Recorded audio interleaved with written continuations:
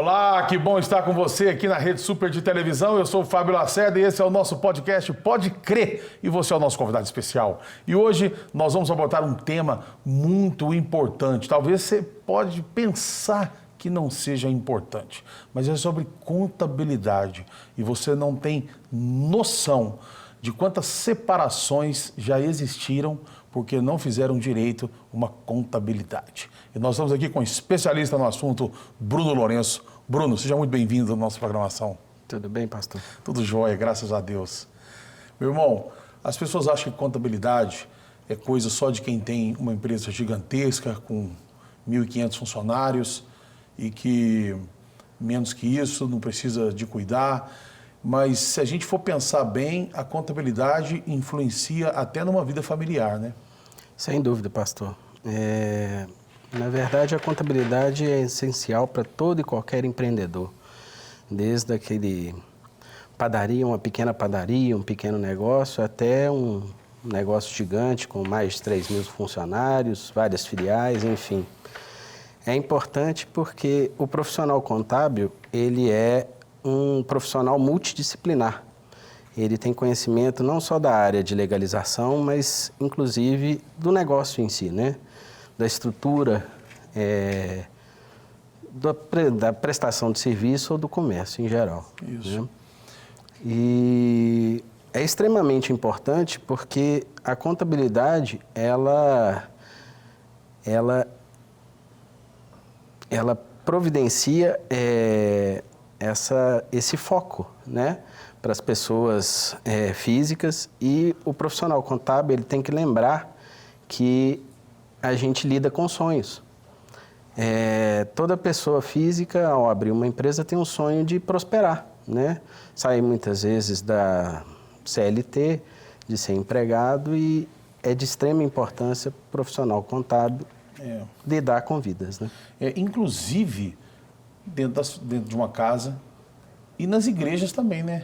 Sem dúvida. A gente passou muito tempo, eu mesmo já conversei muito isso com alguns pastores sobre a falta de atenção que deram à contabilidade, e depois vai passando 5 anos, 6 anos de igreja, quando vai olhar, está sempre devendo ou com uma dívida enorme, porque lá atrás não foi feito um trabalho, não foi feito um projeto, não foi feita uma linha de raciocínio, de investimento, de recursos, né?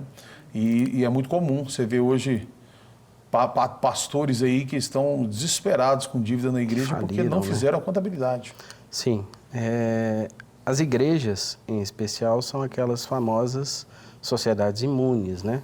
Elas não têm tributação quanto à sua operação. Mas a contabilidade é extremamente importante para elas, porque apesar de serem imunes, elas não estão isentas das famosas obrigações acessórias. E no nosso país, o não cumprimento de obrigações acessórias geram obrigações principais, multas, infrações, etc. E a igreja também, ela não está desobrigada a recolher impostos em nome de terceiros, né?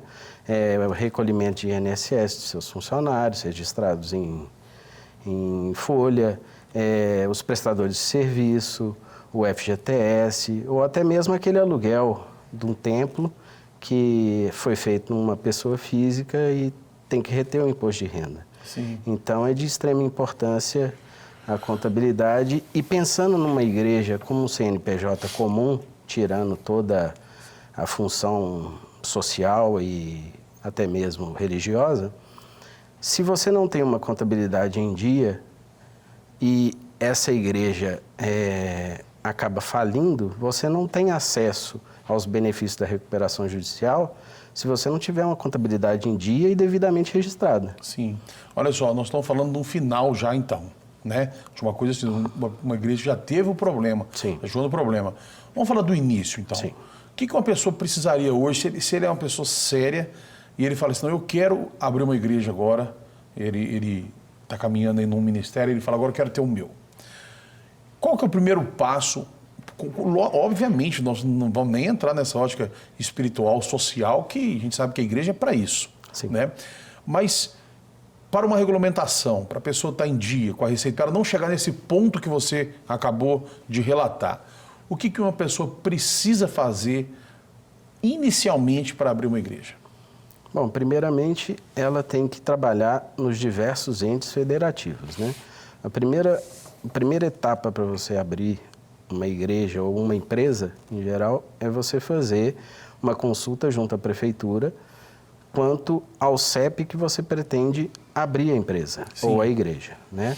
A partir daí, você faz a abertura da igreja, normalmente, seleciona um capital social, como qualquer outra sociedade, e a partir daí você opera, né? Só que a gente tem que lembrar que, a partir do momento que o CNPJ abriu, as famosas obrigações acessórias já começam a valer, independente de qualquer coisa. Vamos dar um exemplo. Obrigações acessórias são declarações que os entes federativos exigem das empresas. Por exemplo, na Prefeitura de Belo Horizonte, a gente tem a DESDS, que é a Declaração de Atividades de Serviço. E você tem que, da maior parte delas, que são da Receita Federal do Brasil, o ente da federação, você tem diversas outras, que é, por exemplo, um SPED contábil, um SPED fiscal. O SPED é uma escrituração contábil digitalizada. Sim. Então, você informa para a Receita toda a sua movimentação financeira e todos os impostos a que você está sujeito. Sim, e porque as pessoas não entendem muito assim, se eu quiser dar um dinheiro para uma pessoa, né, legalmente, vou fazer uma doação para aquele cara ali, que quero dar 100 mil reais para ele, né? Isso aí tem que passar, sem dúvida, pela Receita, né? Eu tenho que declarar que eu estou doando, tenho que declarar uma doação, né? Não é isso? Isso, porque na verdade, se e quem está recebendo também. Sim, se a gente não declarar que doou ou que recebeu essa doação, a Receita já vai ter a sua movimentação bancária por uma obrigação acessória dos bancos, que é o SPED financeiro. Então, ela já tem a informação que você recebeu ou pagou esse valor. Caso você não declare e não explique, pode ser enquadrado até mesmo numa lei mais séria de terrorismo ou tráfico de drogas, por exemplo. Porque pode ser visto com outros olhos isso aí. Você pode chamar outro tipo de atenção. Exatamente. Né? Então, e a igreja faz isso, o dinheiro que ela recebe, ela declara que ela recebeu. Ela declara que recebe. A única diferença de qualquer outra empresa é que não há tributação sobre esses valores recebidos. É isso que as pessoas têm que entender de diferença. Isso serve para bens também, Bruno? Sim. As pessoas têm que entender, não é porque ela não vai pagar imposto que ela não tem que declarar. Sim. Né? E está em dia ali com todas as informações. Sem dúvida. Né? Para os órgãos competentes. Como a gente disse, no nosso país, quando não se cumpre uma obrigação acessória, acaba gerando uma obrigação principal, uma multa. Você me faz lembrar igual, né, quando a pessoa vai para os Estados Unidos, né, o máximo de dinheiro que os Estados Unidos permitem você entrar é 10 mil dólares em espécie. As pessoas até pensam que é por pessoa, mas é por família, né? Se tiver com a sua família, o máximo é 10 mil dólares. Mais do que isso, você tem que declarar. E a declaração não implica em nada. Você não vai receber uma multa, você não tem que pagar imposto, nada. Mas o país, ele quer saber, né, quem que está entrando com mais dinheiro. Exatamente por essas questões de terrorismo, de lavagem de dinheiro, de vazão de divisa. Então, tá bom, se é 20 mil dólares, você declarou aqui, ok, então tá anotado, 20 mil dólares. Eles não querem, não vão te taxar, não vão nada. Então, as pessoas às vezes acham que por eu não ter uma obrigação, por eu ser livre da obrigação de pagar imposto, eu não preciso fazer nada, eu vou viver como se fosse um clandestino. E não é bem assim, né? Então tem que ser muito organizado. E eu quero te fazer uma pergunta, você me faz lembrar assim, do voluntariado dentro das igrejas. As igrejas, elas têm muitos voluntários. E pessoas que chegam nas igrejas, elas querem fazer alguma coisa. Eu, por exemplo, eu sou voluntário na Lagoinha há 19 anos. Sou voluntário como pastor, sou voluntário como apresentador de programa, 100%. 100% mesmo. E temos, assim, outras pessoas também. E eu, por exemplo, quando eu cheguei na igreja, há 19 anos atrás, eu procurei, na época, o pastor Gustavo Bessa e falei, pastor, eu quero ajudar, quero fazer alguma coisa. E ele já me colocou num grupo lá e a gente começou a ajudar e tal. O que a igreja pode fazer para ela se resguardar de possíveis trabalhistas futuros? Porque a população tem que entender muito bem que que o membro da igreja, ele não é obrigado a ser voluntário, não existe uma cobrança da igreja para que, ó, você quer ser membro aqui, então você tem que ter um cargo, você tem que fazer alguma coisa aqui e ser voluntário. Não existe isso. Não existe. Mas a igreja vive dos voluntários. O voluntariado da igreja é que faz com que as pessoas vivam em sociedade, as pessoas façam amizade, pessoas arrumam casamento, igreja, né? O movimento. Só que tem pessoas que usam dessa fragilidade da lei muitas vezes e depois colocam a igreja na justiça do trabalho. Eu falei assim, não, eu trabalhava lá e nunca recebi salário, nunca recebi transporte, nunca recebi nada, e vai para um abrigo judicial e a gente sabe todas as questões da justiça do trabalho, né? E os problemas que isso implica. O que a igreja pode fazer contabilmente quando ela recebe uma pessoa que quer se voluntariar, quer fazer um trabalho voluntário na igreja, para ela se resguardar? Bom, eu mudei agora em janeiro para Lagoinha Matriz e fiquei muito feliz com o que eu vi. Minha esposa se voluntariou no Kids e ela teve que assinar um termo de que ela era voluntária, renunciando a toda e qualquer questão trabalhista futura. Esse é um passo importantíssimo e eu acho que deveria ser implantado em todas as lagoinhas como igreja, né? O exemplo da Matriz é muito grande, né? Então é mais organizado do que as lagoinhas bairro. Mas a parte essencial realmente é desvincular todo e qualquer tipo de trabalho remunerativo e de carteira assinada. O voluntariado é saber exatamente a rotina, a hora em que prestou o voluntariado, né? O serviço, teoricamente, e contrato. Contrato realmente juridicamente perfeito, isentando a igreja de qualquer tipo de cobrança. E mesmo assim, pastor, vai depender muito da índole da pessoa. Sim. Nada impede uma pessoa de dar uma dor de cabeça para a igreja. Até porque a gente é ser humano, a gente não sabe o que passa na cabeça das pessoas, né? Exatamente, exatamente. Porque isso gera assim, uma confusão, muitas vezes, até para quem não conhece a igreja e olha de fora, acha que a igreja fica recrutando pessoas para trabalharem de graça, e não é isso, isso não existe. Voluntariado não é querer que pessoas trabalhem de graça para a igreja, não é isso. Uma igreja igual Lagoinha tem mais de 100 mil membros, então é maior do que muita cidade do interior, né? Então, uma igreja deste tamanho, ela se torna uma empresa. Ela tem as suas obrigações, né, fiscais, federais e com todos os órgãos possíveis que existem.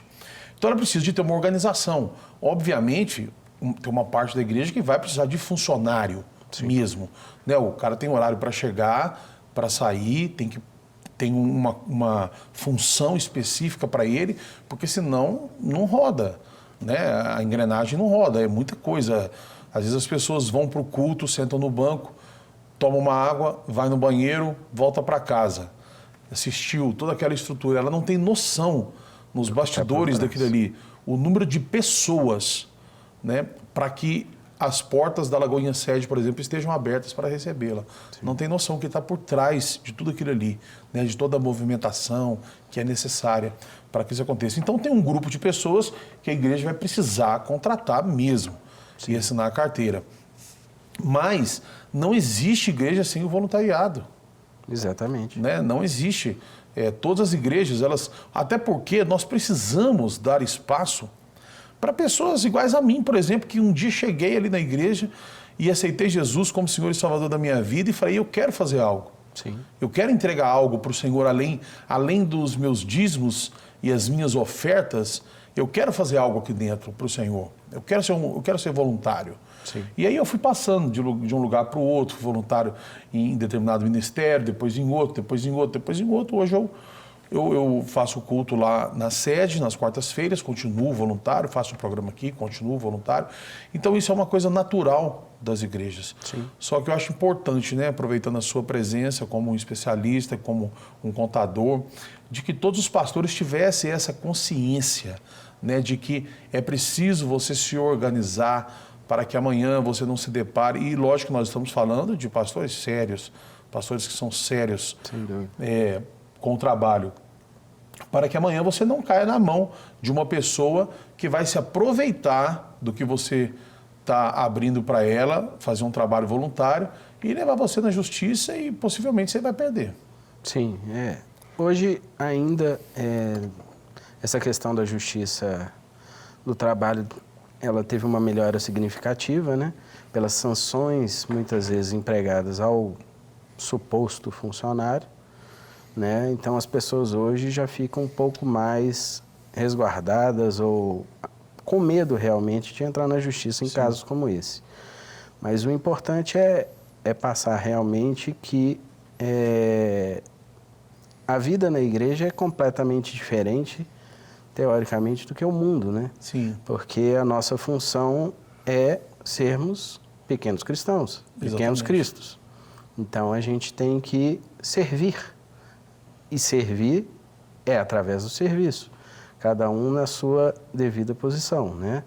E o mais importante é fazer a distinção entre os assalariados da igreja, os empregados de CLT, e também os prestadores de serviços terceirizados. Por exemplo, uma empresa conservadora, né? É melhor você contratar uma conservadora do que ter esses empregados em CLT. Sim. Mesmo em caso de uma falência, uma recuperação judicial dessa conservadora, a igreja ou qualquer outra empresa acaba sendo solidária, né? É responsável solidário. Sim. Sim. Mas, agora, olha só. Sim. Você está falando nisso aí, em CLT e tudo mais, você me faz lembrar agora da pandemia, da época da pandemia, que empresas demitiram em massa, né? Os sindicatos até tentaram algum acordo, alguma coisa, mas tem gente que não teve jeito, porque a pessoa precisava trabalhar para pagar. E como não podia, ela teve que demitir. Sim. Não teve outra saída. E nesse meio foi criado o MEI, para facilitar a contratação de funcionários. Depois que mudou o governo, muita gente tem dúvida, acha assim, já tinha dúvida no início, ninguém sabia direito ainda o que era o MEI. E depois ainda, se o MEI continua existindo, se continua valendo, eu queria que você falasse sobre o MEI, quem que pode, quem que não pode, mas eu queria te pedir 1 minuto para a gente fazer um pequeno intervalo comercial e a gente volta agora com o Bruno, contador, falando tudo sobre contabilidade aqui no nosso podcast Pode Crer. O MEI continua existindo, né? O MEI é o microempreendedor individual. Podem ser classificados como MEI ou fazer a abertura de uma empresa MEI todo trabalhador, desde que a sua profissão não seja regulamentada. Por exemplo, o contador não pode ter uma MEI, porque é uma profissão regulamentada. Não existe MEI de advogados, mas existe MEI, por exemplo, de uma pessoa que faz bolo, uma pequena confeitaria, uma esmalteria, um salão de beleza.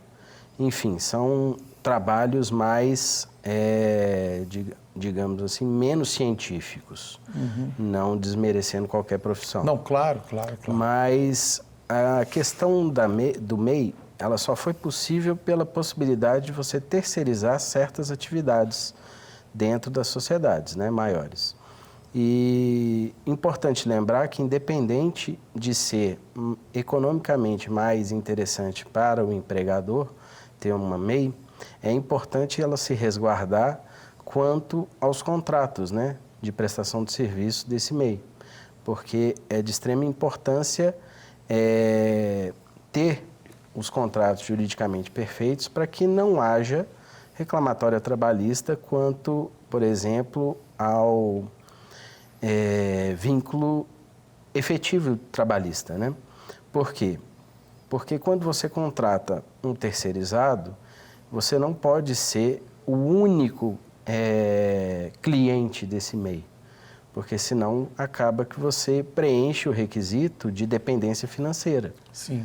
Então, não é tão simples você ter um MEI e contratar um MEI. Por isso que é de extrema importância você se resguardar e contratar especialistas na área, tanto advogados como contadores, para uma melhor gestão do MEI. E te auxiliar. Sim. Nisso aí. Perfeito. Nós estamos numa época agora que é a época do imposto de renda. Sim. Isso aí assusta muito as pessoas, muitas pessoas têm dúvida, principalmente quem não é empresário, porque esse trabalho informal, ele aumentou muito, né? E principalmente com a chegada do Pix, até antes um pouco, as pessoas começaram a receber muito dinheiro na conta, né? O dinheiro mais do que o valor que a pessoa não precisa declarar. Só que as pessoas não têm essa consciência, né? Elas não sabem disso. Quem que é isento, Bruno? Quem que assim não precisa se preocupar? Fala, até tanto você não tem que declarar nada, você não tem que avisar nada, a Receita ela já sabe lá que você ganha isso, você passou isso pela sua conta, tá ok. Até quantos mil? Bom, primeiramente a declaração de imposto de renda, ela nada mais é do que uma explicação da origem de recursos que você teve durante o ano e a aplicação desses recursos, né? Para você ser isento do imposto de renda, você tem que ter recebido no ano de 2022 um valor inferior a R$ 28.559,70. A partir daí, valores superiores estão obrigados a declarar. Mas a declaração de imposto de renda, a preocupação maior que o senhor pastor demonstrou aí quanto à movimentação financeira, todo mundo tem que estar ciente que a Receita Federal do Brasil, ela tem todos os valores movimentados em pessoa física, valores superiores a 5 mil no mês, ela tem plena consciência, e para pessoas jurídicas, valores superiores a 10 mil. Então, a gente tem que ficar bastante atento para não cair numa malha fina, pela movimentação bancária, né? A gente tem que, na declaração, realmente apresentar para a Receita as suas origens, independente se de vínculo trabalhista ou se sócios de empresa. Ou se informalmente. Ou se informalmente. Fez tapete de crochê para vender de porta em porta e vendeu, passou de 28.570. Isso. Você tem que declarar e vai ter lá um campo específico, para você... O que você fez. Isso. E o imposto que vai ser gerado. E o imposto que vai ser gerado. Não apenas essa parte de 28.559,70 é mais voltado para a parte do empregado, né, o do CLT. Mas você tem outros critérios, que é receber mais de R$40 mil a título de isentos e não tributáveis, né? Remuneração isenta e não tributável. Você tem também aqueles que movimentam valores superiores a 40 mil em bolsa de valores e mercados futuros. Também é isento? Também é isento, se for inferior. Mas no caso da bolsa, né? Se você teve lucro em algum mês, é obrigatório você declarar. Porque ali, no lucro, você já teve retenção de imposto. Sim. Né? E outra forma é, no caso da atividade rural, você que teve o benefício do governo, mas teve o faturamento superior a R$ 142.798,50.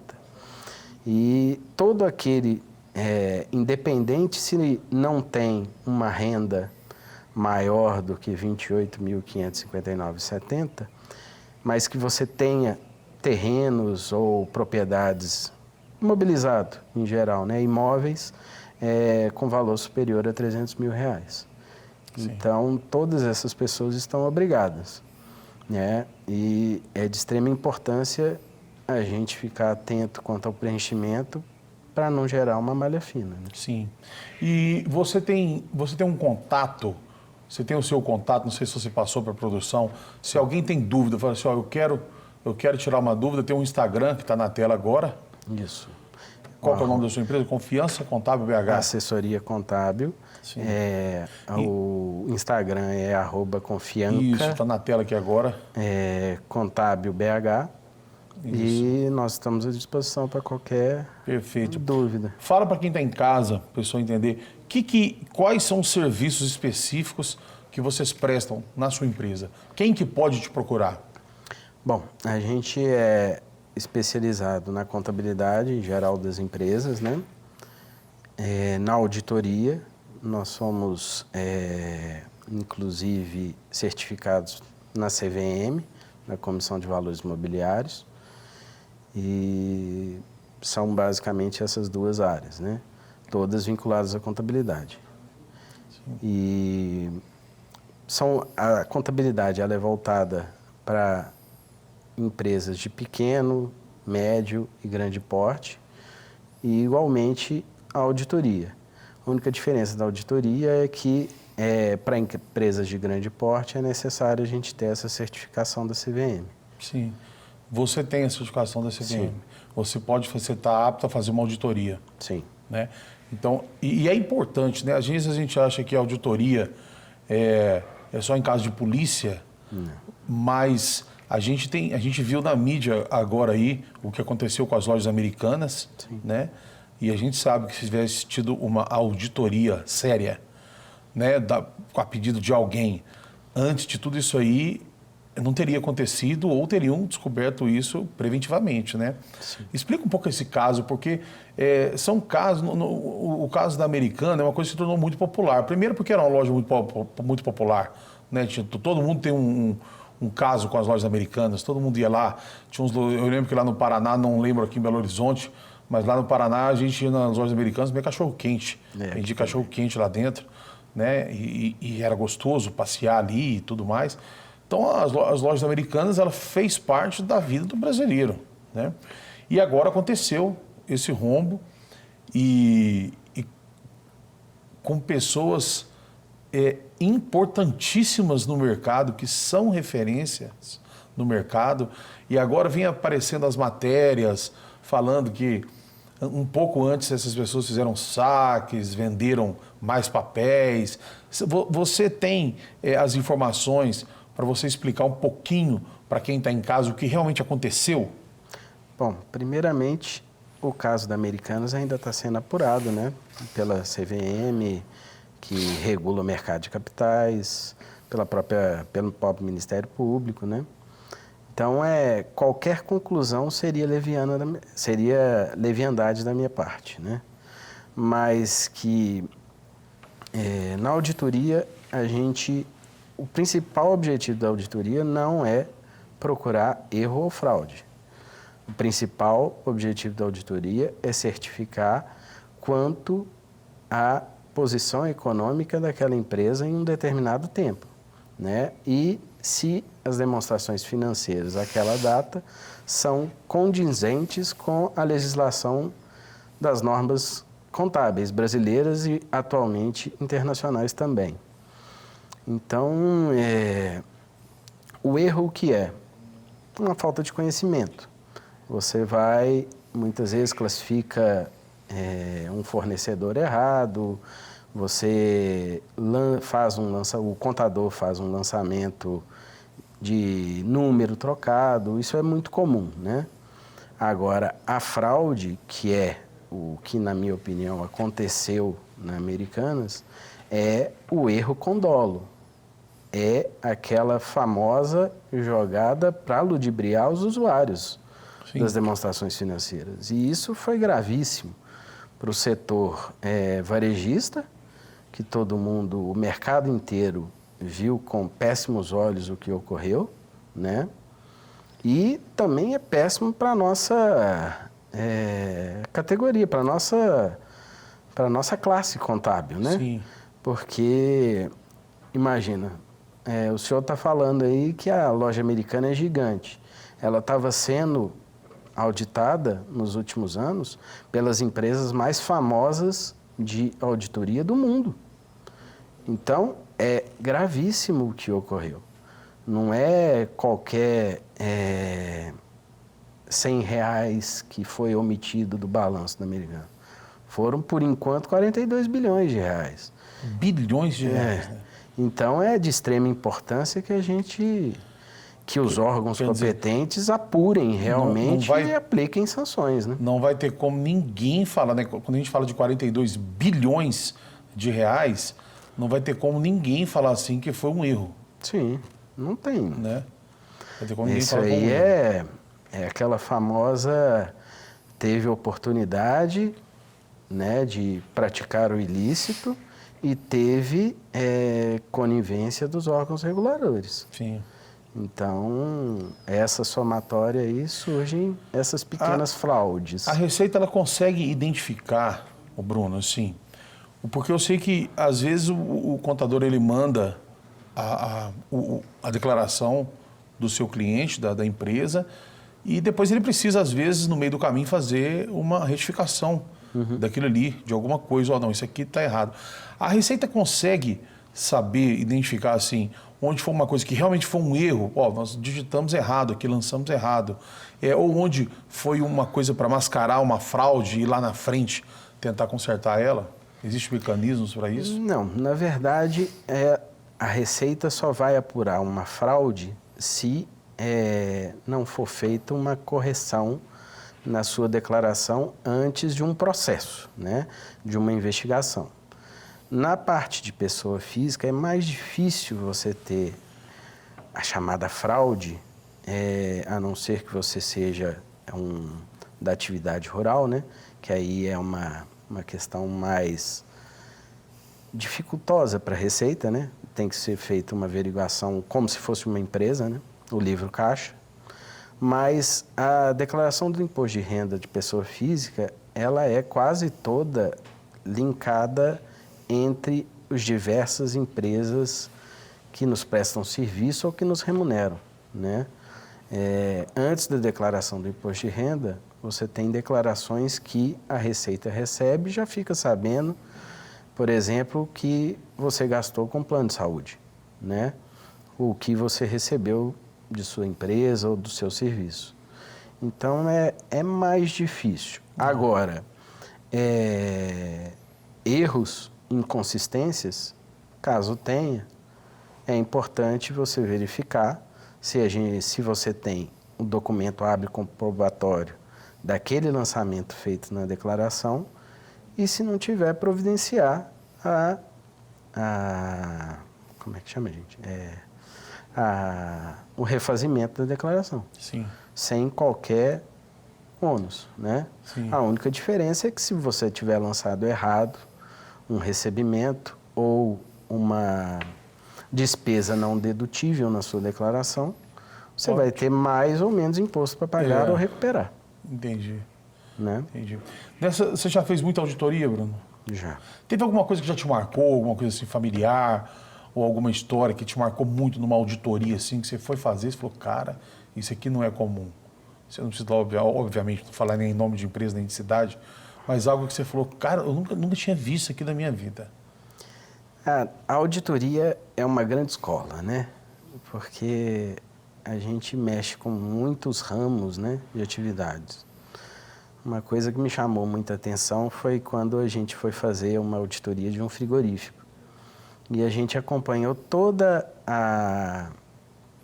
o cinturão produtivo do frigorífico, né? Não só os animais lá mortos, né, fracionados e no defumador, mas como também a produção desses animais, né? Então, você descobre, por exemplo, que um porco,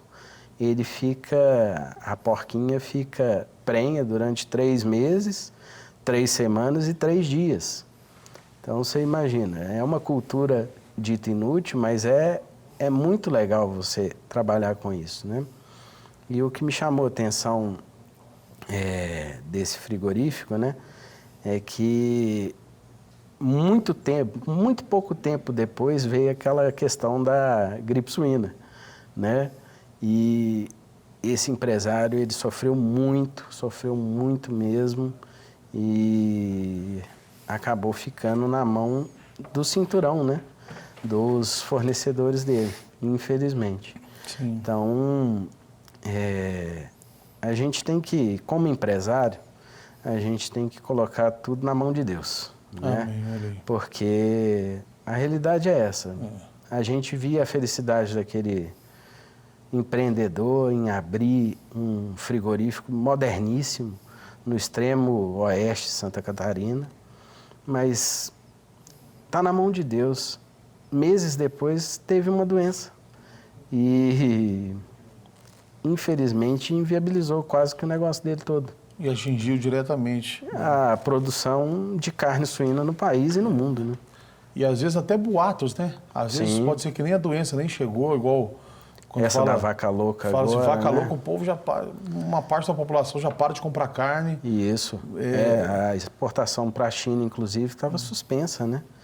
E o que foi constatado é que a vaca louca que deu naquele lote de carne era natural, né? Não era uma coisa pandêmica no frigorífico, né? Mas até, como a gente costuma falar, até a gente explicar que focinho de porco não é tomada, temos prejuízos muito grandes com isso, né?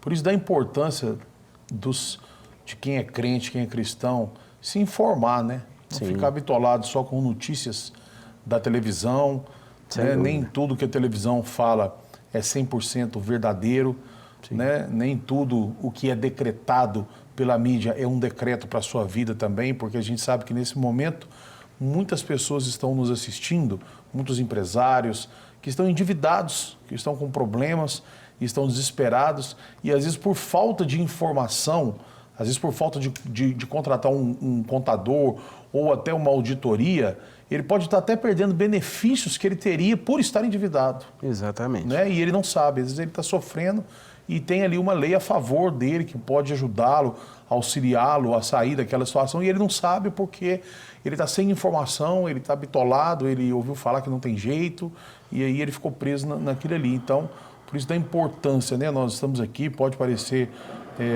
uma conversa assim, às vezes quem gosta de assistir o programa, que a gente sempre traz pastores e cantores tal, pensando assim, mas o que tem a ver com a nossa vida, contabilidade? Eu acho que tem tudo a ver, porque quando a gente vai atender casais, na igreja a gente vê o número de separações por questões financeiras, Sim. né, por causa de dinheiro, porque não houve uma contabilidade bem feita dentro de casa. Sim. Né? Então tem gente aí que tem tudo, só estava desorganizado. Era só ter organizado que ia dar tudo certo. Né? Mas depois a dívida, ela tira o sono. O sono, ela tira a vontade da pessoa de continuar. Tem pessoas que conseguem, que têm sangue frio para enfrentar uma dívida, uma cobrança, ele não se desespera, ele recebe o oficial de justiça, ele consegue... Mas tem gente que não tem. Tem gente que entra numa agonia, num desespero, numa ansiedade, vai para uma depressão e quer parar de viver por causa disso. E saber que nós temos aí profissionais como o Bruno, né, que está aí para te ajudar, para te auxiliar. Talvez você que está desesperado nesse momento aí, com a sua empresa toda enrolada, entre em contato com o Bruno, o contato dele vai estar aqui na tela, entre em contato com a empresa dele. Eu tenho certeza absoluta, que muitas pessoas que acham que a empresa dela já acabou, já não tem mais jeito, quando ela contratar um serviço adequado, ela vai ver que a empresa dela, sim, está muito melhor do que ela imaginava. Sem dúvida. E outra coisa, pastor, a gente tem vivido o fenômeno, né? Desde o advento da internet, das redes sociais, do Google, de pessoas que acessam conteúdos da profissão contábil, ou até mesmo na época da pandemia a gente viu muito na questão médica, né? Fomos mais de 220 milhões de médicos amadores no país. Olha só. E do mesmo jeito acontece com a contabilidade, né? As pessoas acham que na internet os conteúdos estão lá disponíveis e começam a operar a contabilidade de forma amadora. Só que existem conteúdos muito bons na internet, porém eles não estão no seu dia a dia, eles não têm o conhecimento das particularidades do seu negócio. Sim. Então, se você não levar em conta as particularidades do seu negócio, e ter uma pessoa que estudou para estar à frente dessa prestação de serviço, você pode acabar se dando muito mal, né? E além de se dar muito mal, você vai ter um gasto superior com o contador, porque não foi feito preventivamente, né? E você vai chegar à conclusão que além desse gasto de dinheiro, você ainda perdeu o seu tempo precioso tentando ser uma coisa que você não estudou para ser. Exatamente. Então é importantíssimo a gente ter consciência de que cada macaco no seu galho, né? Exatamente. É cada um operando na sua própria expertise, né? E é isso. É isso mesmo, fantástico, cara. Belíssimas explicações. Tenho certeza que muitos pastores aí vão procurar uma contabilidade, muitos empresários vão procurar uma contabilidade. Quem sabe você procura a contabilidade do Bruno, que está na tela aí. E quero agradecer você pela presença, Muito viu? obrigado. Você ter vindo aqui, ter esclarecido tantas dúvidas, que Deus te abençoe. Amém. E te prospere Todos aí nós. no seu caminho, viu? Amém. Em nome Glória de a Jesus. Deus. E você que nos assistiu até agora aqui pela Rede Super de Televisão, eu quero agradecer a sua presença, que a paz do nosso Senhor Jesus Cristo esteja sobre a sua casa, a sua vida, a sua família. Um beijo, fique com Deus.